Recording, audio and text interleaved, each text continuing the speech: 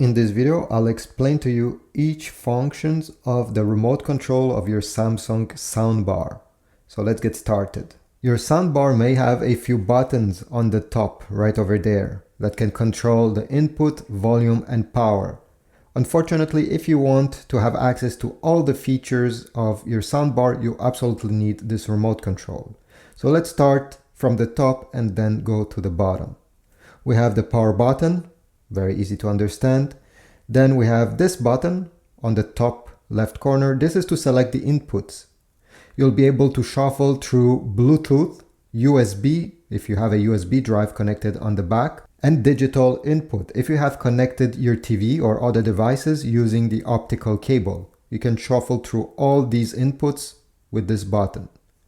Then we have Bluetooth pairing button on the top right corner. Simply by clicking it once, the soundbar will be in Bluetooth pairing. Therefore, you will be able to connect it with your phone, computer, or TV using the Bluetooth. Then you have the play pause button. This is useful if you have a USB drive connected in the back of your soundbar, or if you have connected this device using Bluetooth. Then you'll be able to play pause your music directly with this remote.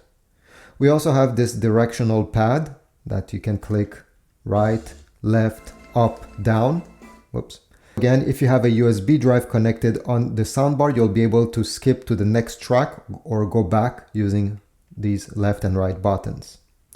If we go down, we have the mute button. Pressing it once will completely mute the soundbar. We have sound mode. And to use this button and other ones, you need to check the screen on your Samsung soundbar. So let's check it out.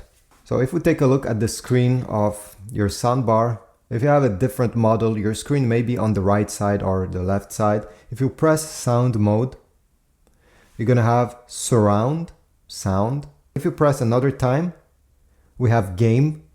It will optimize the sound for gaming mode. And then we have DTS virtual X, and we have standard. We have these all these options, and then it will go back to surround sound. The best thing, in my opinion, is to try them all. Watch your favorite TV show or listen to music and go ahead and select one, take a few seconds, go to the next one. And depending how your room is arranged and depending where you're listening and what you're listening, one of these sound mode will sound better for you. But it's really personal, it's very subjective. I cannot really tell you which one is the best. So you'll have to choose by yourself. Next, we have the I button. This button is useful if the screen of your soundbar is turned off, because this screen turns off after a few seconds if you don't use it. You see? If I press the I icon here, it will power on the screen and tell you in which mode it is. This is the only function of this button. You won't use it very often, but hey, it's there. Then we have the volume button. The volume button, to select volume up, you need to push it up like this. To go down, pull it down. It's a bit strange. Many people simply want to click on it, but you absolutely need to pull it up or pull it down. Then you have the woofer button right beside. This is to control your subwoofer. Okay, so on the screen here, you're gonna see SW for subwoofer, and you can make it louder, or if you pull it down, if you don't want to have a subwoofer, or if you don't want it to be as present, you can simply lower it, you see, to -12. That's the lowest, and you can go up to +12.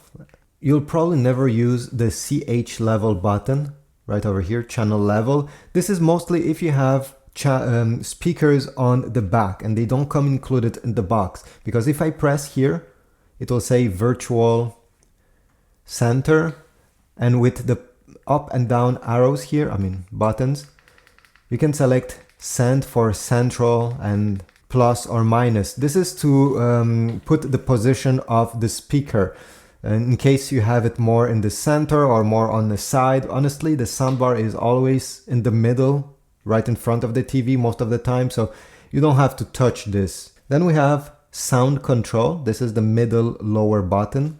If you press on it, you'll be able to go through audio sync, voice enhancement on and off, and night mode. Honestly, not many people will use it, but if I press here on it, just to demonstrate anyway, we have audio. You can use the up and down buttons. We have audio, then we have voices. If we press up and down when you see voices, you can turn it on and off. This is for the voice enhancement. So if you're watching movies and you have trouble hearing what the people are saying, you can turn this on and maybe it will help you. And then if we click another time on this, you'll have night mode. You can turn night mode off or on. If it's on, this is just so when it's at nighttime and you want to turn this on, it will reduce the bass power. So you won't disturb people that much. I don't know if it's that useful, honestly. I never do use it, but you can try it out. Okay. Don't forget to turn it on afterwards. If not, your sound will lack bass. And finally, we have the last button, tone control. You'll be able to edit the trebles, the bass, simply by pressing tone control here, treble. Then again with these buttons, you can remove trebles, you can add so to hear them better. If you press another time, you're gonna have bass. If you want to lower the bass manually, go ahead. If you want more bass, go in the plus. It's up to you.